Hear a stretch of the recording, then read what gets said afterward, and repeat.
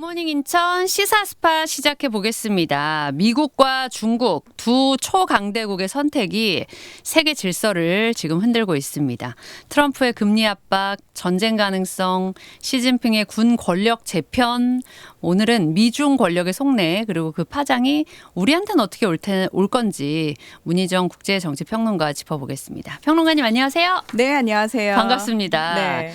사실 이 평론가님하고는 국제정세 얘기를 하다 보면 진짜 시간 가는지 모르겠거든요. 정말 생각지도 못했던 부분들도 많이 알게 되고 또 이런 속내가 있었나 싶기도 한데 어쩔 수 없이 요즘은 자꾸만 트럼프와 시진핑 얘기를 하게 되는 것 같아요. 사실 요즘이라고 하긴 좀 그렇고요. 늘 국제 정세는 강대국들이 이끌어가잖아요. 그런데 특히나 우리는 역사적으로도 한반도의 운명은 우리 주변을 둘러싼 강대국들의 권력 다툼의 희생양이 된 케이스가 저희가 있었잖아요. 많죠. 그래서 사실 그것 때문에 우리가 원하지 않아도 중국이 지금 어떤 상황인지, 일본이 어떤 상황인지, 러시아가 어떤 상황인지, 특히나 한미 동맹을 뭐 금과 옥조까지 여겨왔던 우리 그 지난 수십 년간의 우리 정치계를 보자면 미국이 가장 우리에게는 중요한 나라였다 이렇게 볼 수 있는데 이게 다른 나라 뉴스들을 보잖아요. 네. 특히 이제 예전에 제국, 이제 식민지를 건설했던 나라들이나 본인 스스로 선진국이라고 생각하는 나라들의 특징이 뭐냐면은 국제 뉴스 비중이 굉장히 높습니다. 높아요. 50%에 육박합니다. 그러니까 그렇구나. 우리나라는 지금까지는 많은 분들이 국제뉴스는 어렵고 별로 상관없고 그나마 지금 말씀하신 것처럼 강대국들 위주의 뉴스만 봤잖아요. 그런데 다른 나라 뉴스들, 선진국들 뉴스 보면은 그 국제뉴스 비중이 50%까지 달할 정도로 기본적으로 그냥 국제정세가 우리 국내 정치만큼 중요하고 정세만큼 중요하다라는 생각이 박혀 있는 거고 요즘 들어서 그럼 우린 트럼프 때문에 이렇게 국제뉴스를 자주 보게 되는 건가요? 아니요. 그것도 아니에요. 대한민국의 위상이 사실은 선진국 반열에 올라갔기 때문에 우리가 그만큼 영향력이 커졌기 때문에 국제뉴스가 중요해진 겁니다. 그러니까 예전부터 선진국들은 국제정세를 중요하게 생각하고 있었는데 그렇죠. 그전에는 우리나라는 아직 국내가 좀 이제 뭐 배고프고 바쁘고 하다 보니까 못 가다가 이제는 그게 우리한테 중요해지는 거구나. 그렇죠. 그러면 앞으로는 더더욱 국제뉴스 비중이 더 커지겠죠. 높아지겠네요. 훨씬 넓어지겠죠. 그러니까 많은 분들이 그 얘기하잖아요. 우리 K 문화가 전 세계에 이렇게 영향력을 떨치고 있는데 사실 많은 분들은 어른들은 좀 관심 없을 수 있거든요. 그런데 그 K-팝, K-드라마로 인해 가지고 우리나라에 들어오는 외국인들이 엄청 많아졌잖아요. 그러니까요. 그러니까 실생활적으로 외국인들을 많이 보게 되는 거예요. 그러면서 왜 이렇게 많아졌지? 지금 소프트 파워 강국이 됐어. 그래?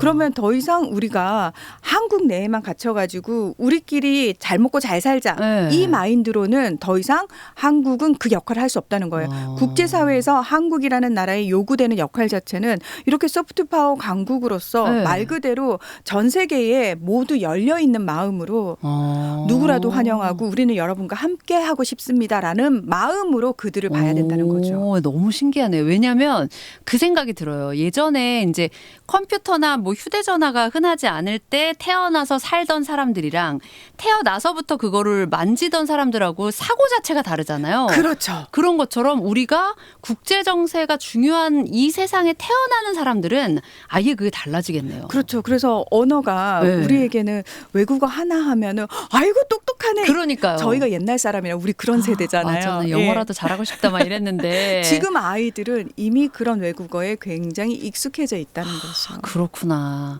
어쨌든 그래서 우리는 트럼프, 시진핑 얘기를 해볼 수밖에 없는데 이 트럼프 얘기부터 해볼게요. 경제하고도 좀 연관이 있을 수 있어서 트럼프가 연방준비제도 의장 후보자 케빈 워시에게 금리를 인하해야 한다 이렇게 얘기를 했다는 보도가 있었는데 이거 좀 설명이 필요해 보이거든요. 연방준비제도라고 하면 미국 중앙은행인 거잖아요. 그렇습니다. 우리나라의 한국은행 같은 곳이죠. 미국에서 달러를 이제 만들어내고 그리고 미국의 통화 정책을 결정하는 곳이 바로 연방준비제도라는 곳인데 아니 그냥 미국 중앙은행이라고 하면 되든지 미국 은행이라고 하면 되지 왜 연방준비제도라고 얘기를 하고 그리고 연방준비제도의 의장이 따로 있고 이 사람과 트럼프 대통령은 왜 부딪히고 있는 거며 그러면 어떻게 되는 거야? 라는 식으로 사람들이 혼란스러워하는데요. 네. 미국이라는 나라는 우리처럼 이렇게 정부가 하나 딱 만들어져 가지고 한참 뒤에 우리는 지자체라고 해가지고 그렇죠. 지역별로 지역 정치가 이렇게 성장을 했잖아요.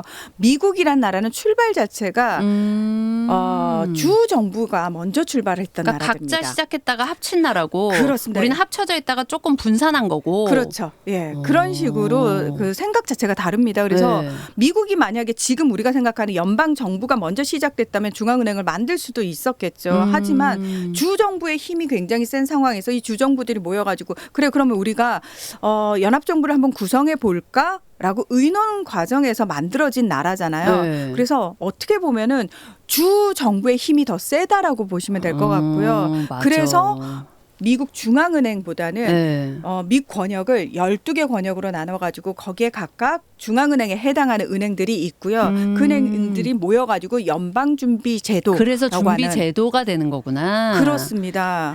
그래서 의장이나 거기 이사들은 네. 대통령이 임명하는 게 맞습니다. 하지만 연방준비제도는 태생부터 정부와 독립적으로 이루어졌기 때문에 여기가 굉장히 독립적이다라고 이야기를 하는 겁니다. 그래서 네. 지금 이 파월 의장하고 금리를 두고 항상 싸우고 있는 거죠. 싸우고 있잖아요. 근데 네. 이제 뭐 바뀌는 것 같고 바뀌면 이제 트럼프가 본인의 의견이 좀 먹힐 수 있도록 계속 그렇게 찌르고 있는 것 같은데 그렇죠.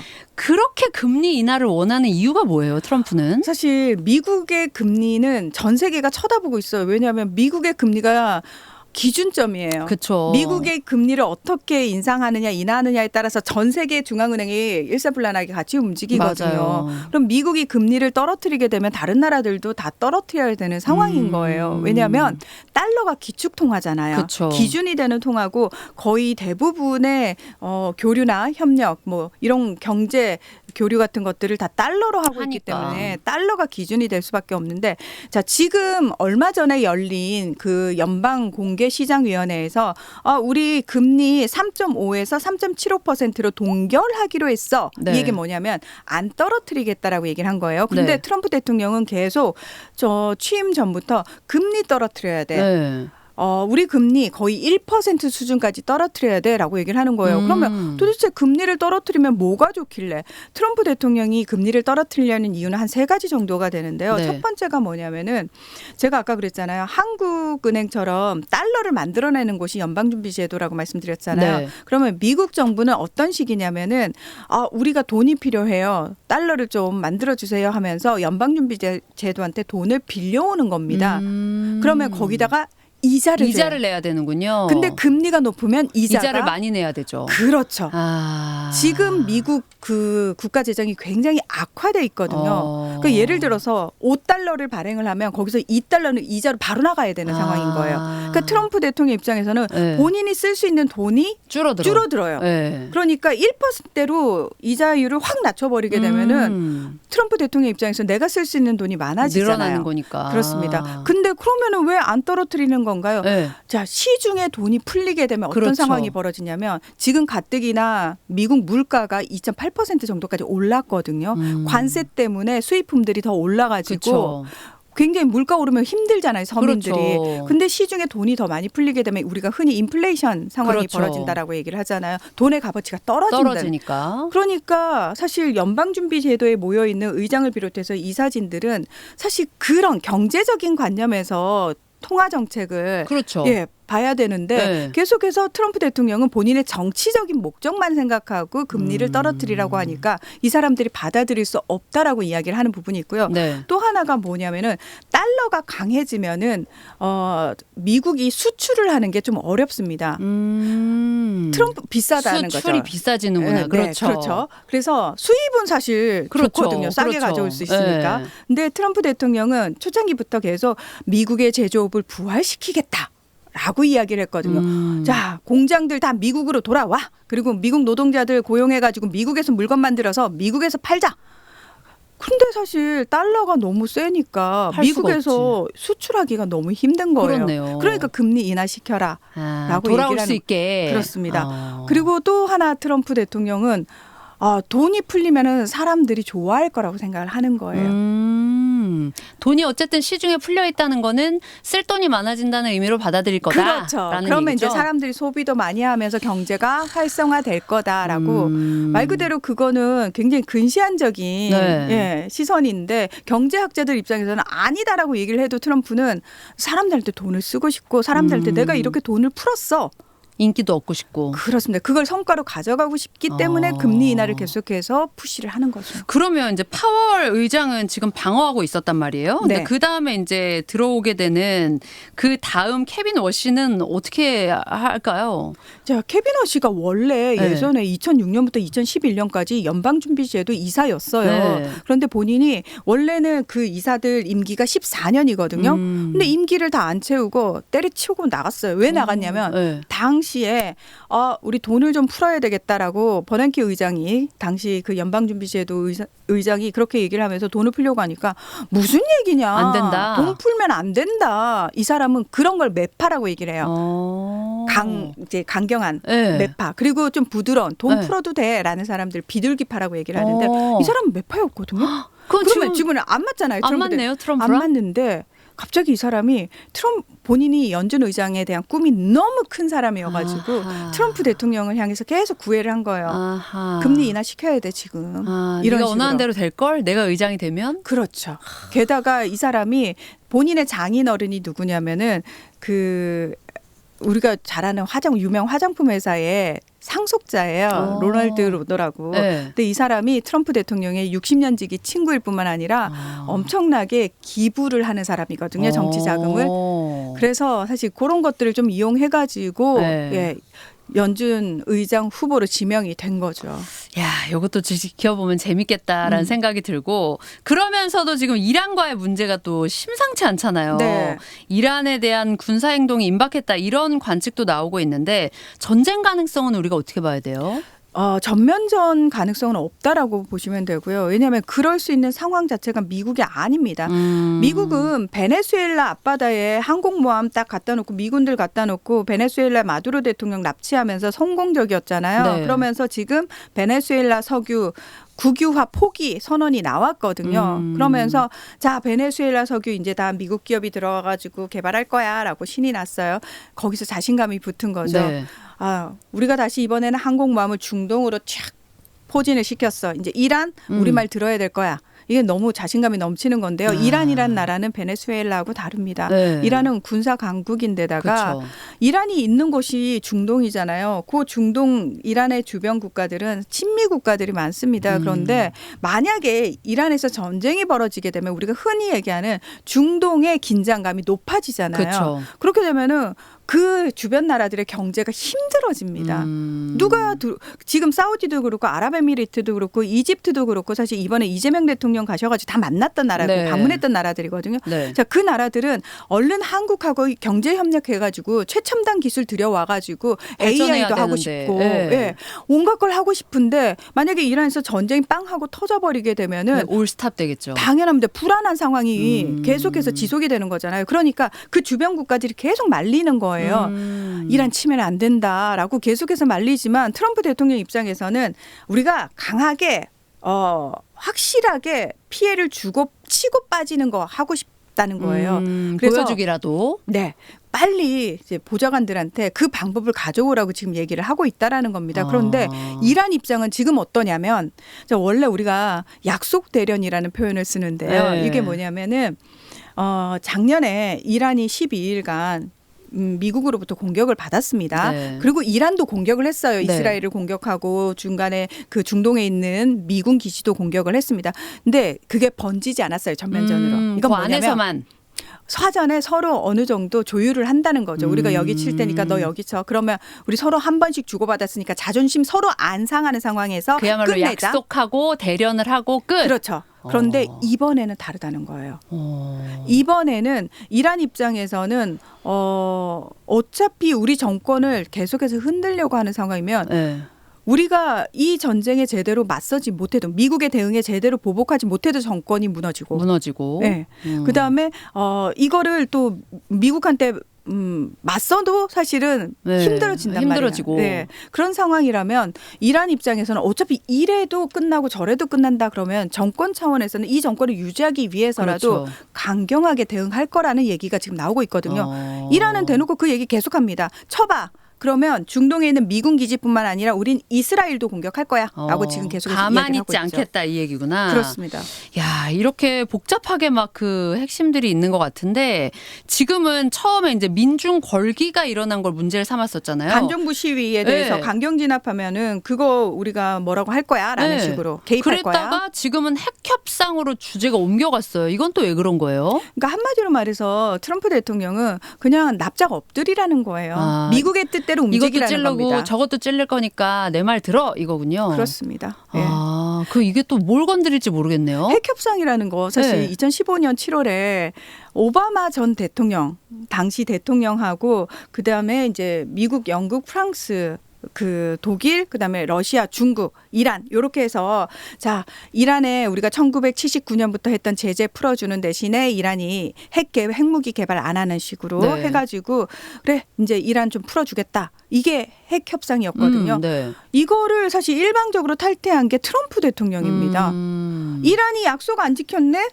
근데 아니에요. 국제 원자력 기구도 아닙니다. 우리가 계속해서 이란을 감시하고 있는데 네. 약속 잘 지키고 있어요. 고농축 우라늄 없습니다라고 얘기를 하는데도 트럼프가 아니야. 약속 안 지켰어. 이러면서 일방적으로 탈퇴를 해버리거든요. 그 나머지 국가들이 우리는 탈퇴 안 할 건데요. 그러니까 트럼프 대통령이 그래? 그러면은 세컨더리 보이콧. 이란하고 협조하거나 계속해서 이러면. 교류하면은 우리 걔네 그 나라도 제재할 거야. 그래서 이란 핵 협상이 그때 일방적인 미국의 탈퇴로 인해서 지금 유야무야가 되고 이란에 대한 제재가 강해지면서 다시 복원이 되면서 이란이 경제가 지금 힘들어진 거고 네. 그 경제 힘든 것 때문에 반정부 시위가 나온 거거든요. 네. 이렇게 쭉 딱 연결이 되는 건데 트럼프 대통령이 갑자기 자 이란 핵 협상 하자라고 얘기를 하는데 중요한 거는 바이든 대통령 들어서 가지고 이 협상이 시작됐어요. 네.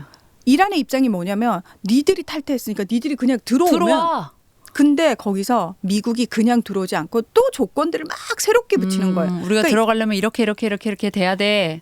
그러니까 이란 입장에서는 무슨 얘기야. 우리는 일방적으로 약속을 파기당한 피해자인데 그렇죠. 왜 다시 니들이 그냥 들어오면 되는데 우리한테 다시 요구 조건을 거는 거야. 이러면서 협상이 잘 안 됐거든요. 근데 트럼프 대통령이 또 온 거예요. 네. 그러면서 핵 협상하자고 얘기를 하면서 뭘 얘기하냐면은 3가지 요구 조건을 내걸었어요. 첫 번째가 지금 가지고 있는 고농축 우라늄 다 폐기. 가지고 있는 거 폐기. 네. 앞으로도 절대 농축하지 않겠다 약속해라. 네. 두 번째, 탄도미사일 사거리 제한받아라. 이게 왜 그러냐면은 네. 이스라엘이라는 나라가 항상 이란 때문에 불안한 거예요. 그렇죠. 그리고 이란이 지원하는 이란의 대리 세력들이라고 얘기를 하거든요. 레바논의 헤즈볼라, 예멘의 후티 반군, 그다음에 시리아와 이라크의 친이란 민병대, 그리고 가자 지구의 하마스. 그러니까 이란 입장에서는 그 군사력으로 버티는 거고 그 대리 세력들에게 지원을 해주면서 버티는 건데 네. 그 탄도미사일 사거리 제한을 걸라고 하니까 이란 입장에서는 우리는 그럼 이스라엘로부터 공격당해도 아무 가만히 있으라는 거냐? 우린 맞대응을 못하라는 얘기냐? 네. 받아들일 수 없다라는 거죠. 그러면서 이런 조건들 가지고는 우리가 도저히 할 수가 없다라고 얘기를 하고 있는 건데 지금 트럼프의 속내는 그거예요. 그냥 이 정권이 무너지고 네. 친미 정권이 들어서 세우고 싶은 가지고 거죠. 마음대로 예전에 미국이 이란을 쥐락펴락했던 것처럼 하고 싶다라는 겁니다. 아니 근데 지금 나라 경제도 안 좋다는데 이렇게까지 진짜 뭔가 무리수를 두는 느낌이긴 한데 맞아요. 국내 상황도 지금 정말 혼란스럽거든요. 우리가 계속 얘기를 듣고 있는 그 이민 단속국 있잖아요. 네. 거기에서 뭐 시민 총기 사망시키고 막 이런 것도 있는데 전국적으로 이거 시위가 좀 퍼지는 것 같던데요. 네, 지금 미 전역에서 사실 주말마다 들불처럼 엄청나게 아이스 반대, 네. 트럼프 반대 시위가 지금 벌어지고 있는 상황이고요. 네. 이게 그러면은 제가 아까 그랬잖아요. 주 정부가 훨씬 힘이 세다라고 얘기를 했는데 지금은 주 정부가 어떻게 할 수가 없는 거예요. 그렇죠. 트럼프 대통령이 막무가내로 그러니까 그 어떤 미국 대통령도 주 정부를 무시하고 막무가내로 한 적이 없었는데 그렇죠. 지금 트럼프 대통령은 하고 있다는 거예요. 그래서 무슨 얘기까지 하냐면 대통령의 대통령의 권한이 어디까지지라고 해볼 수 있는 모든 걸 다 시험해 본다는 얘기까지 나올 정도인 거예요. 한번 해보는 거지. 그렇죠. 되는지 안 되는지. 그렇습니다. 그러니까 계속해서 주정부 차원에서는 걸 수 있는 게 뭐죠? 법적으로 거는 거예요. 그렇죠. 소송을 거는 거죠. 네. 소송을 계속해서 트럼프 대통령이 지고 있어요. 지고 있지만 계속하는 겁니다.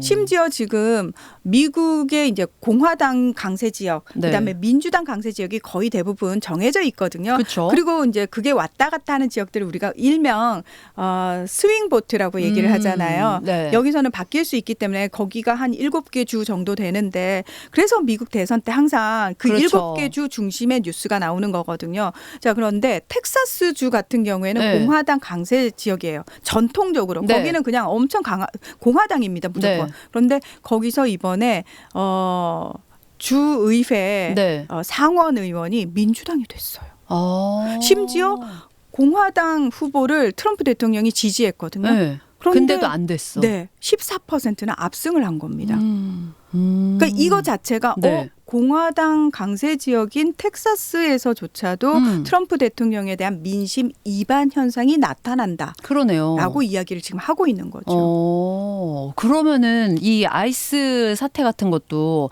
지금 계속 이렇게 대립각을 세우고 있으면 더 문제가 발생할 수도 있고 계속 법정 아까도 저희 뉴스 기사에서 어디는 이게 위법이라고 나오고 어디는 그렇죠. 뭐 주정부를 건드릴 수 없다 이렇게 나오고 있는데 앞으로 어떻게 될까요?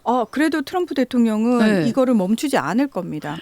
눈치 보지 않을 겁니다. 왜냐하면 트럼프 대통령은 본인 지지자들에게 어필할 수 있는 게 가장 강하게 어필할 수 있는 게 요거밖에 없어요. 왜냐하면 관세도 본인이 관세로 미국을 더 위대하게 만들었다고 자화자찬했지만 실제로 안 들어왔잖아요. 그리고 관세 때문에 물가만 올랐거든요. 그렇죠. 그러다 보니까 지금 우리나라한테 관세 25%를 올릴 거니까 빨리 투자해부터 시작해서 유럽연합 압박하고 일본을 압박하고 있는 거거든요. 네. 어떻게든 성과를 끌어내기 위해서 만들기 위해서 애를 쓰고 있지만 그게 잘 안 되는 상황에서는 네. 내부적으로 본인의 지지자들에게 가장 크게 어필할 수 있는 게 이민자 단속입니다. 그게 쓰이는 거군요. 그야말로. 정치적인 이유로 사용이 되는 거죠. 근데 그렇다고 해서 본인 그 진짜 시민권자들을 그렇게 총으로 막 그렇게 되는 상황은 그거는 이제 어떤 상황이냐면은 네. 할당량이 주어졌기 때문에요. 그러니까요. 예. 그러니까 할당량을 채우는데 아이스 요원들이 가가지고 원래는 시민권을 보여주든지 아이디 카드를 보여달라라고 얘기를 하고 그 절차가 있지 않습니까? 네. 그거 다 필요 없이 라틴계처럼 생겼네. 이러면 아이고. 그냥 잡아가는 거죠. 그러니까요. 그리고 일단 저 머릿수 다 채웠어요. 그리고 이제 성과급 받고. 그게 왜 처음에 우리나라도 그때 삼성 공장에 한번 그런 일이 있고 현대공장에서 그런 일이 있고 나서 되게 충격받았었잖아요. 그렇습니다. 근데 그게 오히려 이제 이민자들이 아니라 내부로 가고 있다는 게 너무 무서운 생각이 드는데 이거를 지켜보는 지금 중국의 입장을 그럼 또 궁금해지거든요. 이 내부 상황이야 내부 상황일 거고 시진핑이나 중국 입장에서는 미국이 이렇게 흘러가는 게 어떻게 보일까요? 사실 러시아도 그렇고 중국도 그렇고 미국 내부가 혼란스러우면 혼란스러울수록 그냥 좋은 거죠. 한마디로 말해서. 강 건너 불구경에 그래 니네끼리 그렇게 해라 이건가요? 그렇죠. 사실 내부가 안정이 돼야지 대통령의 국정 운영이 동력을 받거든요. 네, 리더십이 선다라고 우리가 표현을 하잖아요. 네. 근데 이 내부 정치가 어느 정도 안정돼 있냐가 얼마나 중요하냐면은 예를 들어서 내부적으로 지지를 못 받는 대통령은 외교 무대에 가서도 사실 힘이 없구나. 힘이 없죠. 그러니까 집에서 무시받는 아버지 같은 느낌이군요. 당신이 뭘 할 수 있는데 당신은 내부적으로 지지도 못 받고 있는 상황에서 이렇게 된다라는 거예요. 그쵸. 그래서 이재명 대통령의 지지율을 계속 높게 유지해야 하는 게 우리가 외교적으로 굉장히 유리하다는 겁니다. 그런 것처럼 지금 그렇습니다. 트럼프의 지지가 이렇게 쭉 내려가면 중국의 입장에서나 러시아 입장에서 봤을 때 국제사회에서 트럼프의 입김이 점점 줄어드는 거죠.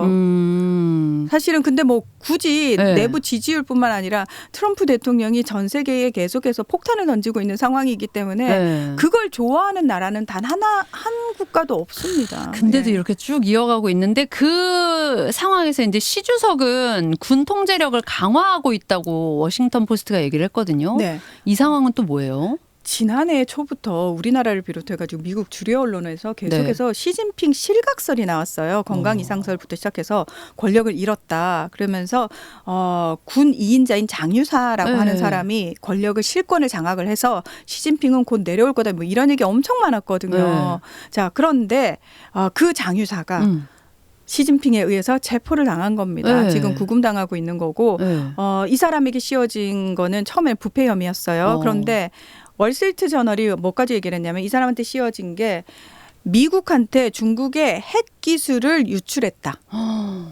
자, 이게 사실이든 아니든 중요하지 않습니다. 이 죄명 자체가 어마무시한 죄명이잖아요. 반역죄잖아요. 이게 씌워진 것 자체가 장유사는 권력이 끝났구나. 자, 이걸 통해 가지고 시진핑 주석이 권력을 다시 굳건하게 잡고 있구나를 우리가 엿볼 수 있다라는 거죠. 게다가 지난해 12월부터 마크롱 프랑스 대통령을 비롯해서 가장 최근에 영국의 스타머 총리까지 서방 국가의 정상들이 계속 중국을 방문하면서 시 주석을 만나고 있잖아요. 자, 이런 외교적인 이벤트가 계속 이루어지고 있는 과정 속에서 이런 군부 내에 소위 말해서 시 주석이 본인의 어떤 사람들로 권력을 다시 잡는 이런 행태들이 계속 동시에 이루어지고 있었다라는 거예요. 시 주석은 굳건하다. 그러니까요. 그걸 보여주는 거고 그 보여주는 거가 이렇게 밖으로까지 나오고 있는 그 장면을 우리가 보고 있네요. 자, 오늘 이렇게 재미난 국제 이슈들 나눠봤는데요. 평론가님 감사드립니다. 다음에 또 뵐게요. 고맙습니다.